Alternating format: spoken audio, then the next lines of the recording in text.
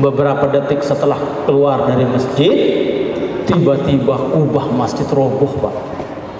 Bro, habis itu dihalang. Yang tersisa cuma mimbar saja. Dia pun bingung. Apa kata orang jamaah yang ratusan di luar? Nu kan din sembarang kana tian wali dia.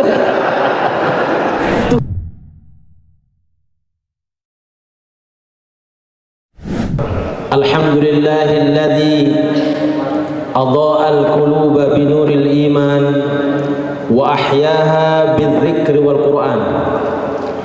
Wallahu alladzi amarna bihusnil fi'al wa ja'ala dzalika min khuluqil abrar. Asyhadu an la ilaha illallah wahdahu la syarika lah wa asyhadu anna Muhammadan abdullahi wa rasuluh la nabiyya wa la rasula ba'dah. Allahumma salli wa sallim wa barik ala Muhammad wa ala alihi wa sahabatihi wa dzurriyyatihi wa ahli baitihi ajma'in. Qala ta'ala inna a'tainakal kautsar fasalli li rabbika wanhar inna syani'aka huwal abtar. Shadaqallahul azim wa ba'du. Hadratul mukarramin wal muhtaramin yang kami hormati dan kami muliakan, para masyayikh, guru besar lingkungan Universitas Muhammadiyah Mataram, bil khusus Profesor Dr. Mukhlis. Kita doakan mudah-mudahan beliau sehat, panjang umur, selalu dalam bimbingan dan lindungan Allah Subhanahu wa taala. Bapak Rektor yang kami muliakan beserta seluruh jajaran pimpinan di Universitas Muhammadiyah Mataram. Singkatnya, hadirin hadirat yang berbahagia, alhamdulillah pada kesempatan pagi hari ini sesuai dengan perintah kami diminta untuk mengisi kajian pada pagi hari ini. Jujur, bertemu dengan orang-orang pintar itu memang lain auranya. Biasa yang mengisi di majelis-majelis ta'lim di kampung-kampung. Sekarang bertemu dengan orang-orang pintar di kota ini memang agak-agak leger juga rasanya. Bapak Rektor, ini pertemuan kita yang kedua. Alhamdulillah saya bertemu dengan beliau di Kuala Lumpur.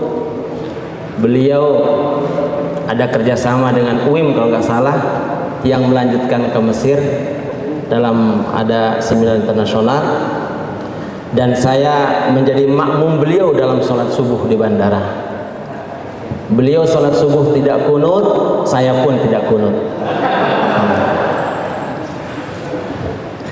Besok-besok ketemu lagi, mungkin saya jadi imam, saya kunut, mudah-mudahan beliau kunut. Alhamdulillah.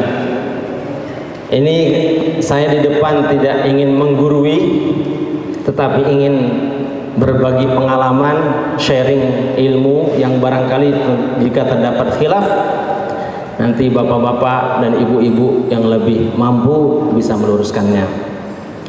Alhamdulillah, tema kita pada kesempatan pagi hari ini adalah terkait dengan satu kegiatan yang permanen setiap tahun kita lakukan sebagai umat Islam, yaitu kita akan menjelang hari Idul Adha atau yang disebut dengan Idul Kurban.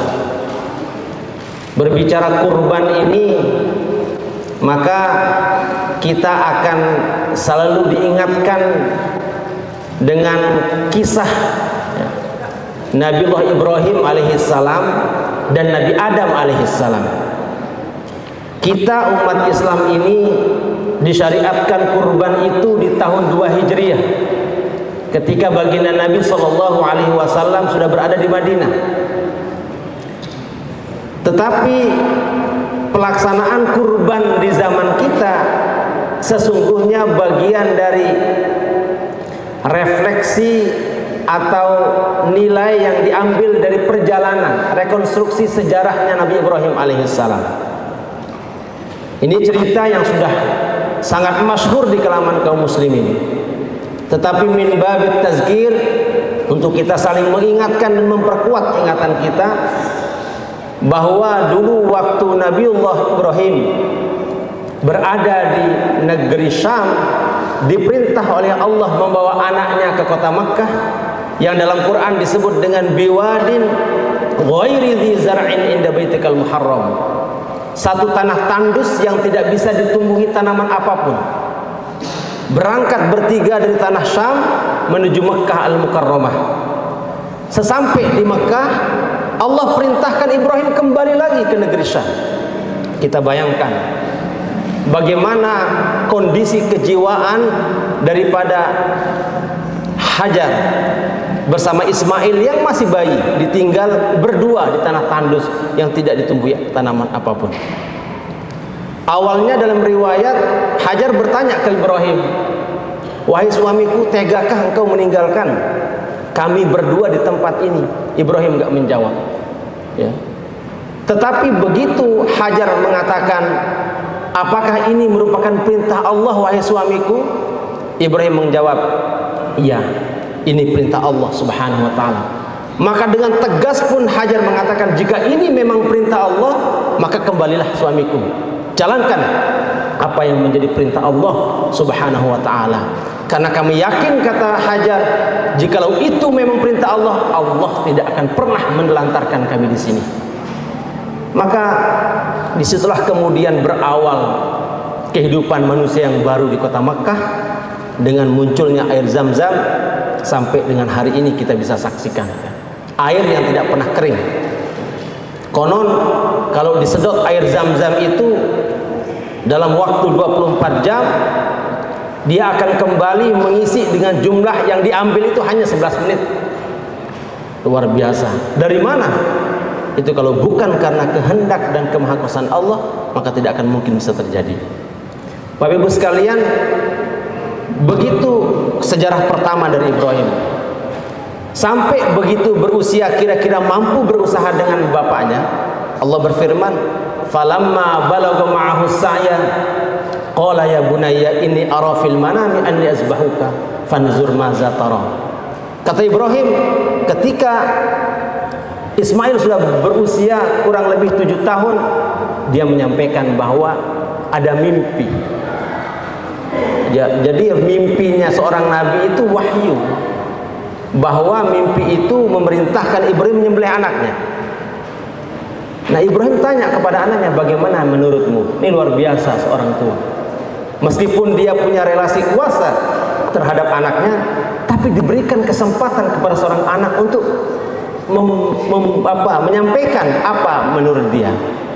Dengan tegas Ismail di usia yang 7 tahun mengatakan, "Ya abatif al ma tu'maru satajiduni insyaallah minas sabirin." Lakukan bapakku, engkau akan mendapatiku termasuk orang-orang yang sabar. Maka berangkat Ibrahim untuk menyembelih putranya. Nah, di sini kemudian ada rekonstruksi dalam pelaksanaan ibadah haji. Kita mengenal istilah jumrah ula, wusta dan aqobah, bahwa 3 kali Ibrahim itu mendapat tantangan ketika akan membawa Ismail untuk disembelih itu. Godaan dari dirinya. Iblis ini kan pintar dia. Digoda Ibrahim supaya tidak melakukannya, enggak bisa. Goda Ismail yang kedua. Teguh Ismail. Goda juga Hajar, istri. Ada orang yang lulus godaan dari dirinya, ya, godaan dari anaknya, tapi dari istrinya. Nah, digoda juga dari istrinya. Makanya kalau dalam keluarga suami istri nggak satu visi, repot juga. Yang satu ingin makan ke mall, yang satu ingin makan kelesehan, berdebat, ujung-ujungnya makan di pecel lele. Ya, ini nggak satu visi, ya kan? Jadi terjadilah itu kemudian pelemparan jumroh 1, 2, 3 itu, ya, mereka nusuk sejarah Ibrahim. Nah, singkat cerita, bergantilah kemudian atas kehendak Allah Ibrahim menjadi seekor kibas yang hari ini kemudian kita semua mendapatkan syariat untuk penyembelihan hewan kurban.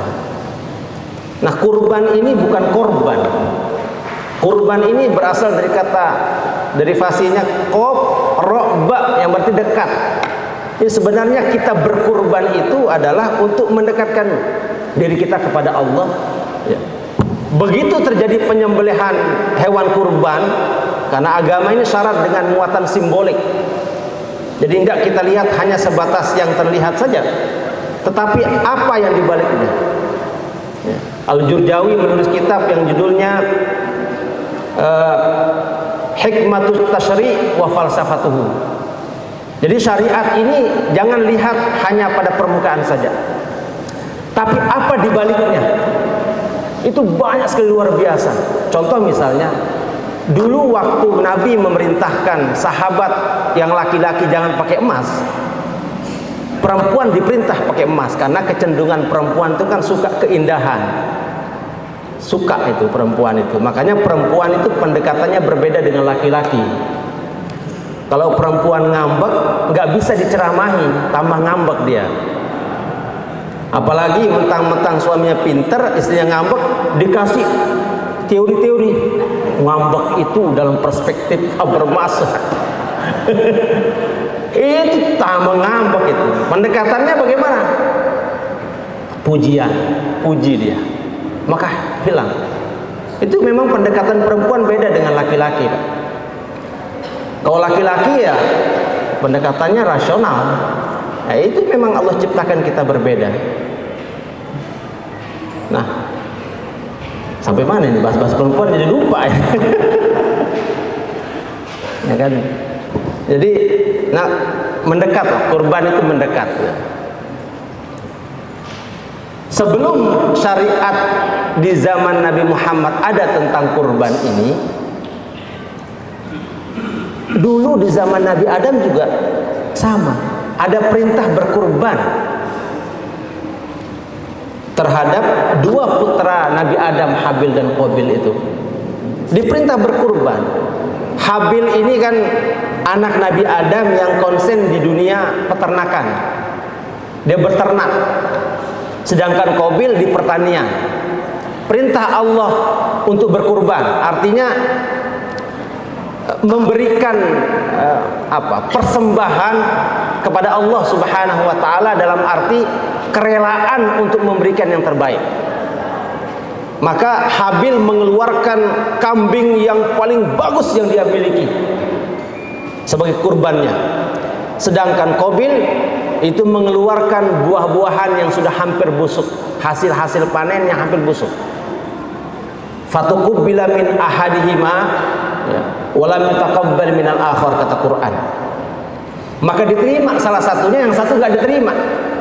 Habil diterima, sedangkan Qabil enggak diterima. Kenapa? Habil memberikan yang terbaik, sedangkan Qabil enggak.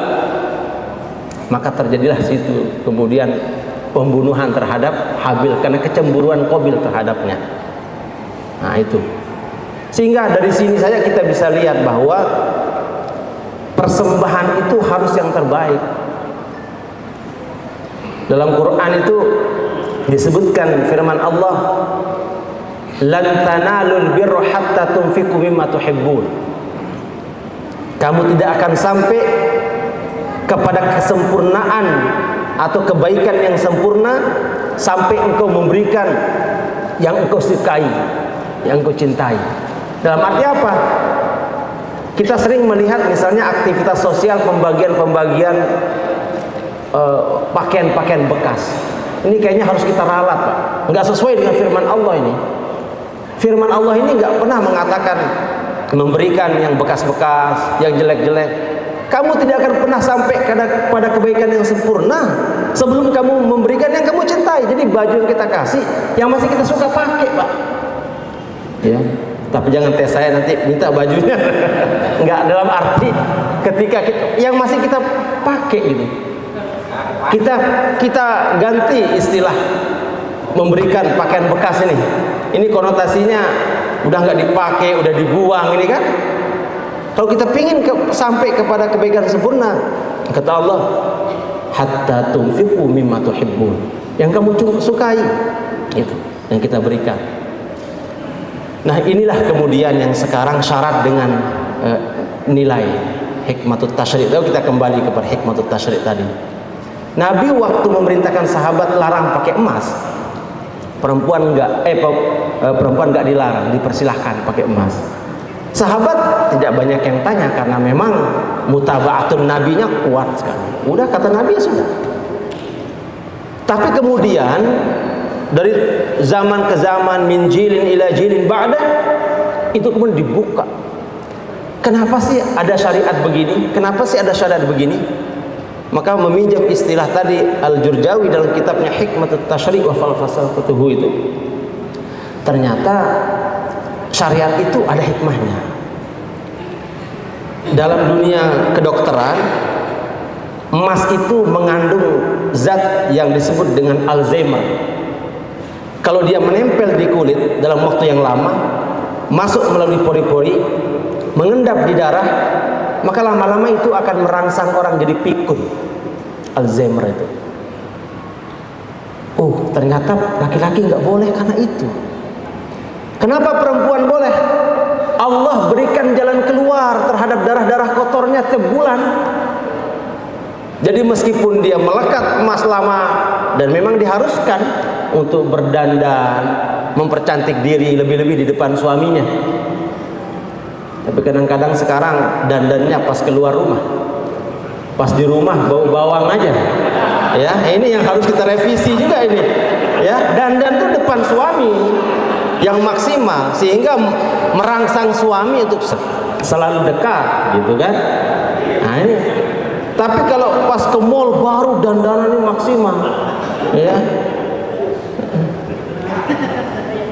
Dulu saya sering juga bilang sama istri saya, makanya sekarang sering dandan juga di rumah. Oh, ternyata Allah berkehendak keluarkan darah kotornya tiap bulan itu. Dari zat-zat yang menempel di emas itu, dari pori-porinya keluarkan. Makanya nggak boleh terlalu sering untuk menahan darah haid, kecuali dalam hal-hal yang sifatnya urgen, misalnya berangkat umroh atau haji kan ada pil untuk menunda haid. Tapi nggak boleh setiap bulan dilakukan, ya, saking nggak mau haidnya. Karena itu adalah cara Allah mengeluarkan zat-zat kotor pada perempuan. Nah, begini juga dengan kurban, kita cari hikmahnya. Karena kurban ini syarat dengan nilai, maka kita ambil apa yang di belakangnya. Kata Quran, la yanalallaha luhumuha wala dima'uha walakin yanaluhu taqwa minkum. Jadi kambing yang disembelih, sapi yang disembelih ini itu bukan buat Allah. Ya. Ini kaitannya dengan tema kita, ekonomi tadi. Jadi kambingnya, sapinya disembelih itu bukan untuk Allah.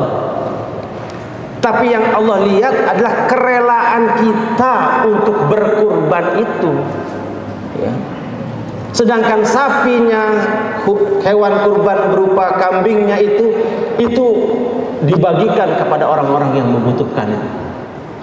Maka kita lihat pelaksanaan kurban ini mendorong aktivitas ekonomi yang luar biasa, melibatkan peternak, melibatkan masyarakat yang membeli, ya, melibatkan banyak orang, termasuk jagalnya yang menyembelih, termasuk para distributor yang menyebarkan kepada orang-orang miskin. Itu aktivitas ekonomi yang luar biasa dalam pelaksanaan hewan kurban ini. Nah, Allah perlihatkan, niatmu aku ambil, tapi kurbanmu bagikan kepada sesamamu, kata firman Allah.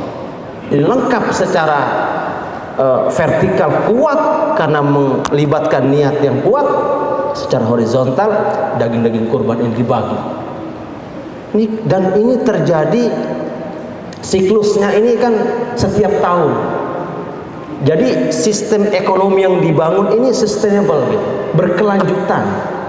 Setelah kurban hari ini, maka para peternak menyiapkan untuk tahun depan, menyiapkan kandang-kandangnya, menyiapkan pakannya, dipelihara selama 1 tahun.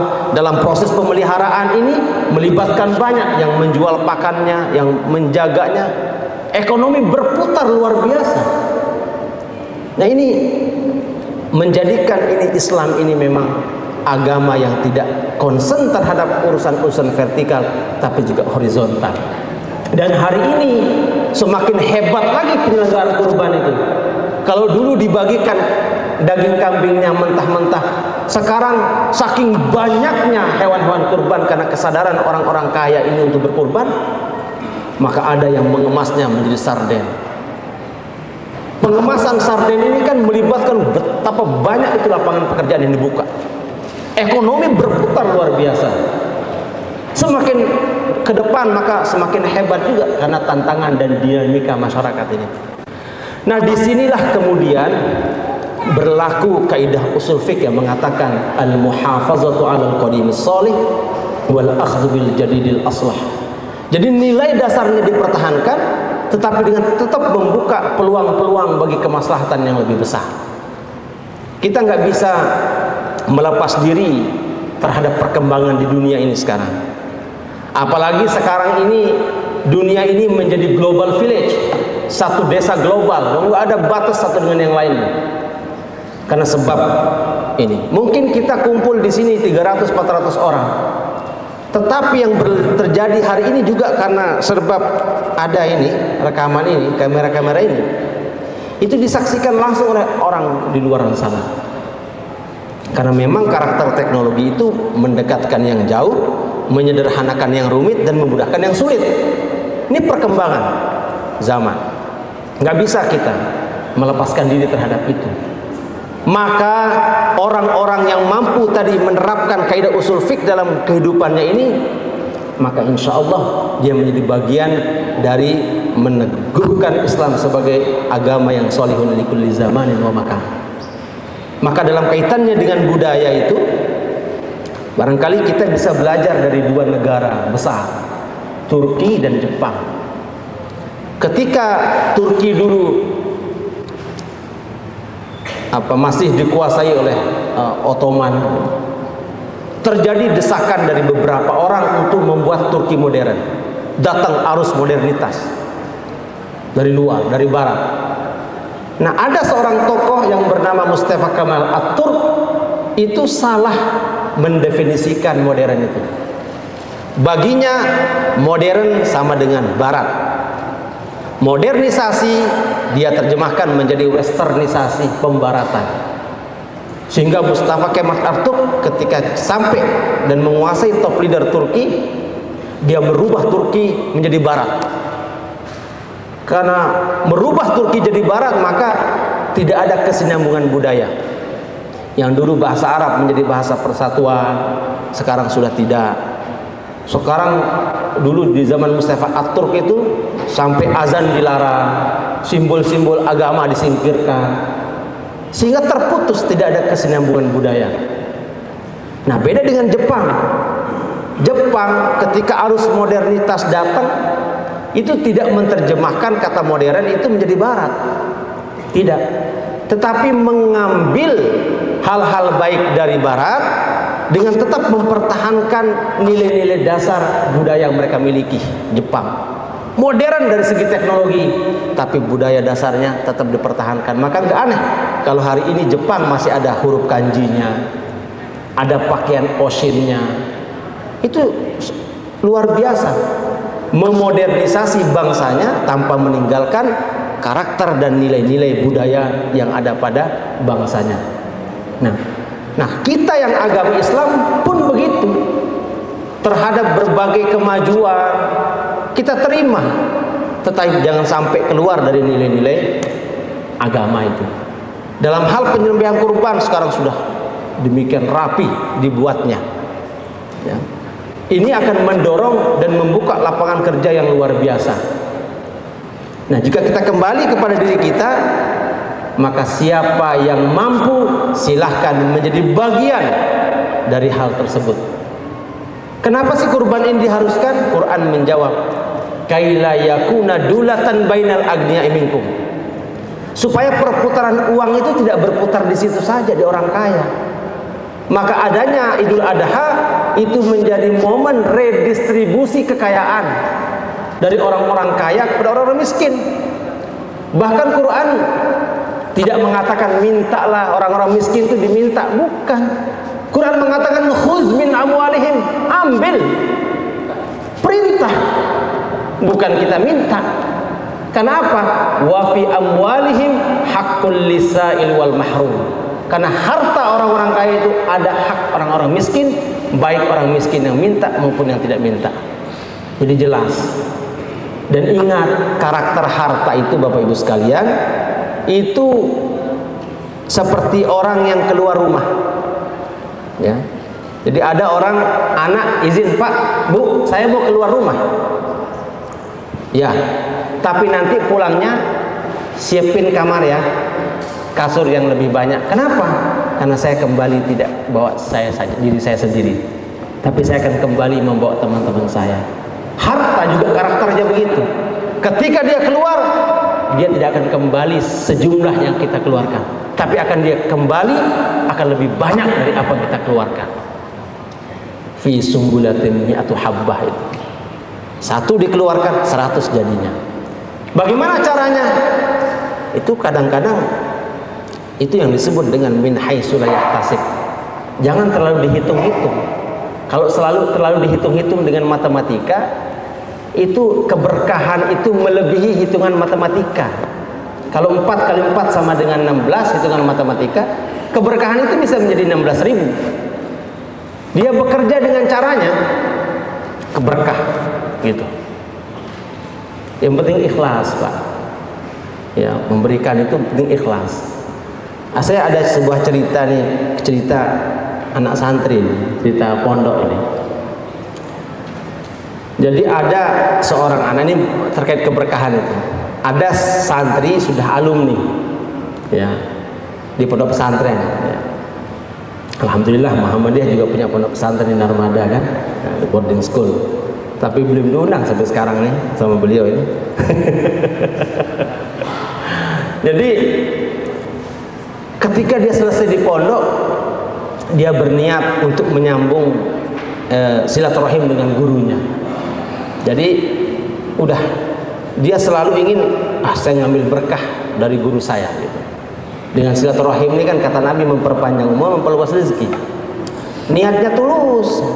Hanya dia berangkat menuju rumah gurunya. Dia bingung mau bawa apa, namanya anak ini kurang ya, dikatakan miskin sih enggak, kurang mampu lah. Tapi dia punya tanaman di belakang ubi jalar itu, singkong lah. Maka dia cabut singkong, dia bawain gurunya singkong ini. Sampailah dia ke rumah gurunya. Assalamualaikum. Waalaikumsalam. Bu, lihat ini anak muridnya, Masya Allah, tetap silaturahim gitu. Dibawa singkong, dibawa ke belakang. Nggak lama dia cuma pingin salaman aja sama gurunya. Begitu pamit, Bu, anak muridnya mau pamit ini, kiainya ke belakang. Dia udah bawain kita oleh-oleh. Apa yang kita kasih sebagai feedbacknya gitu, ya, untuk anak ini. Kata istrinya, kita nggak punya apa-apa, Pak. Cuma kemarin ada sisa di situ anak kambing. Ada jamaah yang bawa diikat di belakang. Oh, dikasihlah anak kambing itu. Siapa yang pelihara juga? Hanya dikasih anak kambing itu, Pak. Dia bawa singkong, dikasih sebagai hadiah dari gurunya anak kambing. Oh, dia bawa anak kambing ini di luar. Di luar dilihat sama temannya. Loh, hebat kamu bawa anak kambing. Ya, saya tadi silaturahim ke guru saya. Ya, dikasih ini. Ini anak ini niatnya udah lain ini. Otaknya agak lancar dikit ekonomi. Dia bilang, dia bawa singkong, dapat anak kambing. Ambil kibas, sapi turun ini katanya. Dia cari sapi, dia cari kambing kibas besar.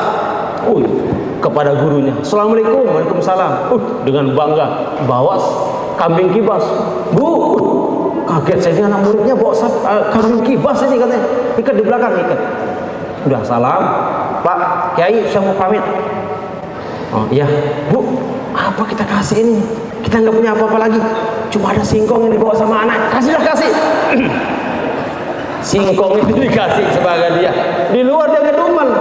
Itu bawa singkong, anak kambing dapat, kita bawa anak kibas, ini dikasih singkong.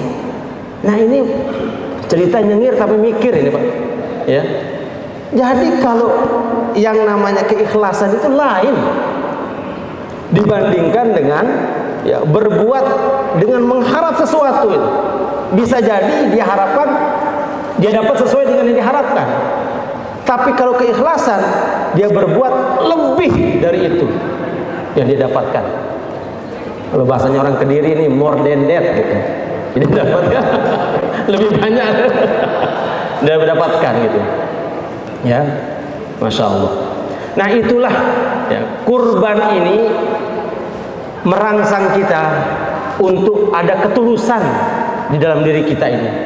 Karena kalau itu yang bermain, maka keberkahan yang tidak terlihat tapi bekerja itu yang kita dapatkan.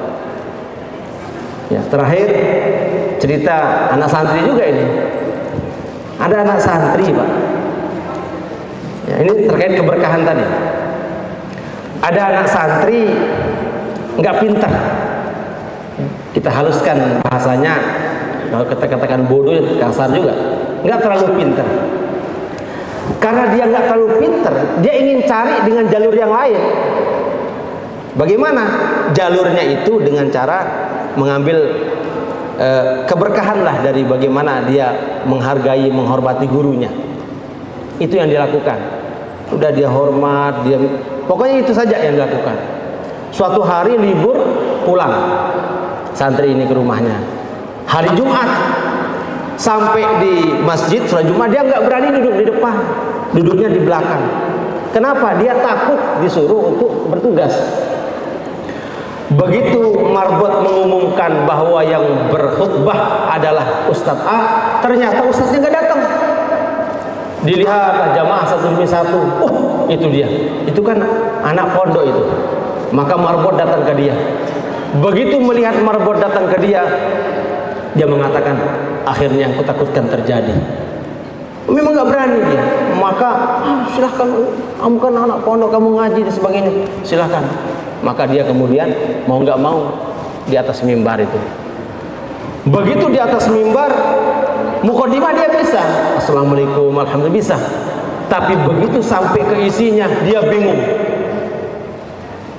Kalau orang Kediri mengatakan, apa ya kuning? Saya mau bilang apa ini katanya, bingung. Ya, akhirnya dia ingat waktu di pondok dulu gurunya pernah marah pakai bahasa Arab. Gurunya mengatakan, ya aulad, ukhruju min hazal masjid. Saking marah gurunya, ukhruju min hazal masjid. Karena nih anak nih memang dia taat kepada gurunya, maka itu yang dia sampaikan. Ayyuhal jamaah rahimakumullah, ukhruju min hazal masjid, ukhruju min hazal masjid. Orang yang paham bilang, kalau khatib mengatakan itu istami'u wa ati'u, maka keluarlah orang kampung ini dari masjid, keluar semuanya. Dia pun bingung, apa aja unik baru ini dengan sugul doang. Saya bilang, apa ini orang pada keluar semua? Dia nggak paham juga dengan artinya. Beberapa detik setelah keluar dari masjid, tiba-tiba kubah masjid roboh, Pak. Bro, habis itu dihalang. Yang tersisa cuma mimbar saja. Dia pun bingung. Apa kata orang jamaah yang ratusan di luar? Nukan den sembarang kana tian wali dia. Tuh kan, ini bukan sembarang anak nih, wali ini katanya. Kenapa seandainya dia tidak menyuruh kita keluar, habis ini jamaah ini semua di dalam. Mulai saat itu banyak orang datang ke rumahnya bawa air, Pak. Banyak. Pas pulang dari masjid, banyak air di situ. Begitu dia di hadapan air ini, dia bingung. Apa yang baca? Apa yang saya baca ini kata? Dia juga bingung. Akhirnya dia ngelapor ke gurunya. Saat itulah kemudian diatur, disiapkan oleh gurunya. Ya, sederhana. Ini nilainya apa? Kalau Allah sudah ingin mengangkat derajat orang, nggak perlu cara-cara yang spektakuler, sederhana, tetapi imbasnya luar biasa. Maka inilah yang sekarang ini mendorong kita Bapak Ibu sekalian dalam suasana kurban ini. Yuk, ya kalau nggak bisa satu kambing, ya patungan sapi 7. Kalau nggak bisa ya semampunya, jadi sedekah, tapi sudah belajar berkurban. Ada TK tempat anak saya sekolah juga, di situ ada suratnya, belajar kurban 50.000. Nggak termasuk kurban, tapi belajar, nilainya sedekah. Yang penting ada kerelaan. Yang nggak bisa sapi, nggak bisa kambing, ya 100.000 lah, saya belajar gitu bersama-sama. Jadi Bapak Ibu sekalian, kurban ini insya Allah akan meneguhkan urusan-urusan yang terkait dengan vertikal kita, karena ada ketulusan di dalamnya. Juga hewan kurban dan pelaksanaannya di masyarakat ini akan mendorong bagaimana pertumbuhan ekonomi, membuka lapangan kerja bagi masyarakat kita. Semakin banyak orang-orang kaya ini berkurban, maka akan semakin besar redistribusi kekayaan dari mereka untuk orang-orang miskin, dan tentu lapangan pekerjaan juga akan semakin besar.